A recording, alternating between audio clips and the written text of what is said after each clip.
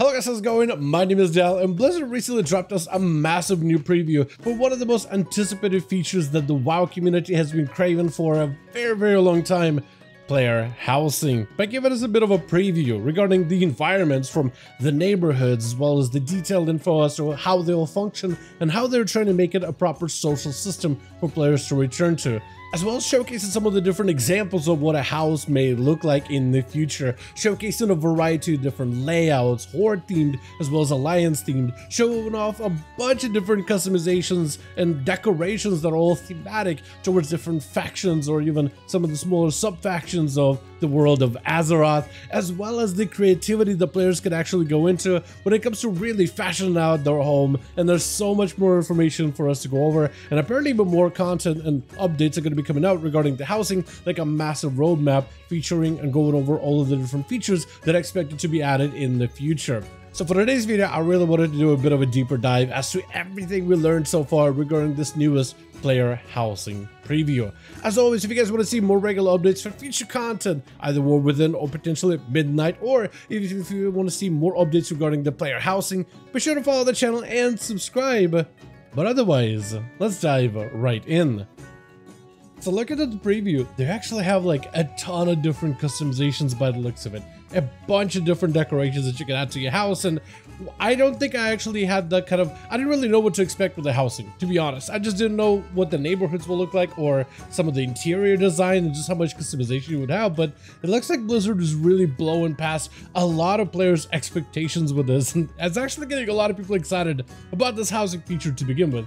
Now, they did talk about a number of things as part of this preview, throughout interviews, throughout other videos, but I kind of want to compile some of those things together. But one of the things I wanted to hit on is the customization aspect of the housing, but also talk a little bit about decorations. One thing that really wanted to get home across a specific point is the fact that the tools we'll be using to edit our homes is actually brand new tech, much more sophisticated than what devs normally have to deal with when it comes to decorating interiors, which may actually mean that this tool might even be used to influence future environments as we head into Midnight or the Last Titan as part of the next few expansions of the World Soul Saga. And this actually could have even more implementations in terms of like making new environments, like brand new arenas, for instance, which maybe could mean that we might be able to get even more content, like more arena maps, potentially at some point in the future.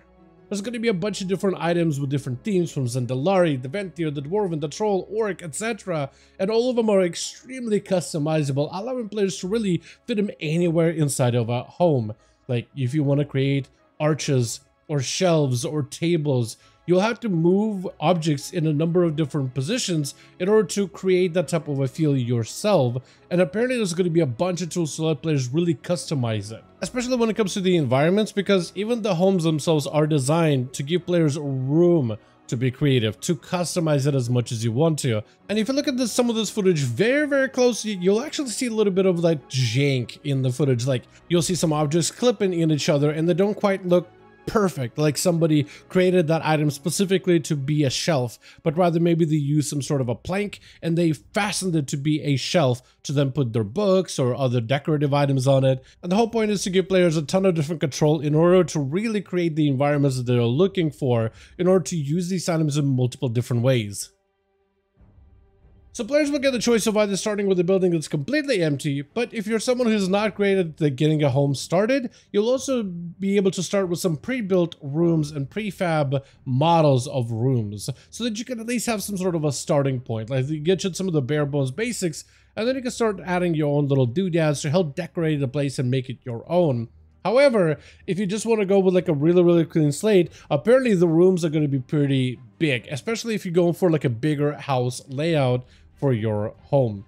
Like instead of having like a proper library, it just will be a massive room. But a player can then add stairs that go all the way up, shelves littered around the sides full of books and tomes and magical items and things. You can have tables be populated with a variety of different items that are all personally customizable, and you can basically just like customize every little bit of detail to really add it more depth, to really add it more interesting components within the home. So you can turn a massive tall room that's usually empty into a staircase that leads to a second floor, and decorate the bottom to be full of books, and the top can be maybe some kind of laboratory of sorts. And I think that kind of customization players did not expect really, but being able to see it out for ourselves, a short little preview of how it may look like, it's actually kind of amazing. Another note that I want to talk about is making sure that veteran players are very rewarded with this housing system.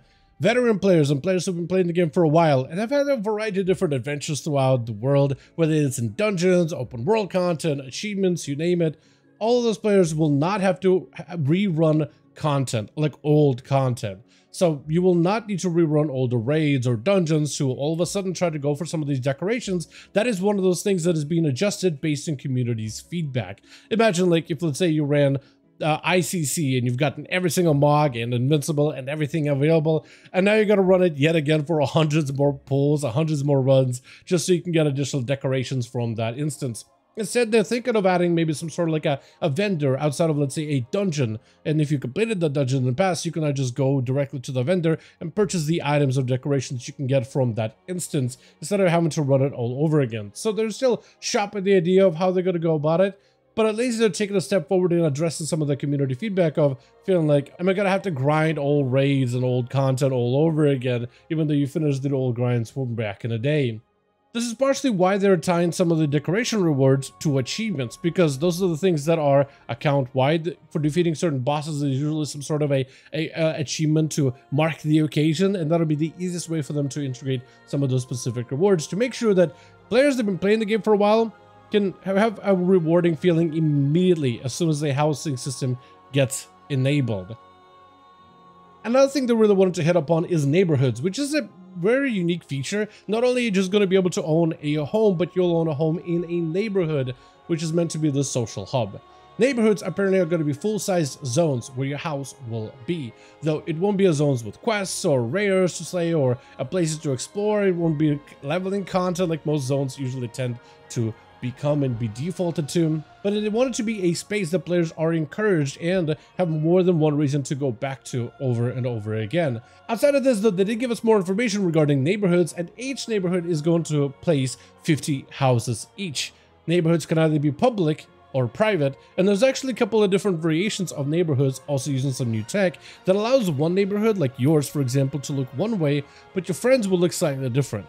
Apparently using some new tech that allows them to look familiar, but also at the same time quite different. Maybe in the layout, maybe where the houses were, or maybe like in some of the trees or placements of decorations, or maybe one neighborhood will have a market stall, but another may have like a blacksmith area instead, just to make sure that each neighborhood is a little bit more distinct from one another. And the one thing they're really worried about this whole housing system is to make sure that it doesn't become what garrisons were, where technically everybody could be in the same garrison at the same time, but never get to see other people. While you can go and visit your friends' garrisons, you're all in the same area, but also isolated at the same time. Like literally everybody could be on the same map, hanging out in their own versions of their homes, sorta kinda. But at the end of the day, you don't really get to see other people. It is not a social system, and they're really trying to make sure that they don't hit the same issues that they ran in with garrisons. As housing meant to be a social feature specifically, it is meant to give players a reason to go back to this type of unique bit of content. And they're looking to add additional incentives in the future that aren't specifically player power based. But what those incentives are, right now that's a little up in the air. In the future they do want to add a roadmap in order to provide players with some additional improvements, as this is going to be an evergreen feature that will continue to evolve going forward. But maybe it'll be successful, you know, like transmogs. When that first was introduced, I mean, it immediately took off. Players going back to old content to farm up all of the pieces to create the mogs so they could show them off to other players, or just to have a rockin' mog that they could just take into the next dungeon, or raid, or a PvP environment. And I guess the question is, will the housing have exactly the same appeal? They're thinking of adding more incentives, possibly anything like, I don't know, maybe some sort of a buff for exploration in the open world. Maybe when you visit your house and you spend like 5 minutes inside decorating, you get an XP buff in order to, or maybe like a rep buff on top of it, right? Like a cozy buff that increases your effectiveness in certain limited open world content. Maybe like an auction house or other conveniences that could be easily reached just for going to visit your house. They're trying to figure that out, and they're really taking a lot of the player feedback. but maybe the system by itself will stand the test of time. They've added a couple of cool new systems that really got easily accepted by players, from the work order system, which was functionally really good for endgame progression. Although there's an extra functionality, it was easily accepted by a lot of the players. Or skywriting, or early version of dragon writing, immediately loved by the community. It didn't really make endgame content much easier, but making your way throughout the open world became a lot more fun immediately. So maybe this feature by itself will be able to stand on its own two legs as test of time, but they're really trying to take it seriously to try to provide for the community a system that they would want to have when it comes to housing in World of Warcraft, trying to make sure they don't stumble on the same issues of garrisons, and really trying to make the content for the players, which is essentially what is the purpose of this thing. It's not made for progression or player power, it's literally created for the community. So I guess the question is, what would you really want to see out of the housing system, and what do you think would make it successful going forward as a feature to make you want to keep coming back to it again and time again?